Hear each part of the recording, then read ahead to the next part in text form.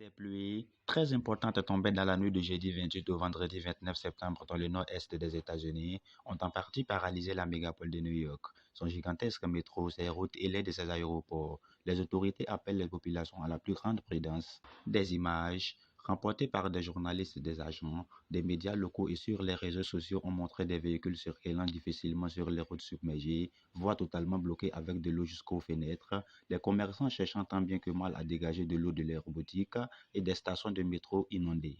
Les habitants des sous-sols en danger, les autorités locales ont déclaré l'état d'urgence pour la mégapole de 8,5 millions d'habitants. D'après les services météo, les intempéries sont susceptibles d'atteindre 5 cm par heure et pourraient atteindre 18 cm au total dans certaines zones. Résultat d'une dépression le long de la côte mi-atlantique, celle-ci attire l'air humide de l'océan.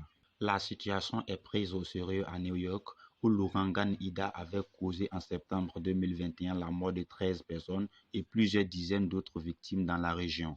Plusieurs lignes de métro fermées. Dans le métro, nécessaire pour le déplacement quotidien de millions de New-Yorkaises, plusieurs lignes très empruntées de l'arrondissement de Brooklyn ont été fermées vendredi matin.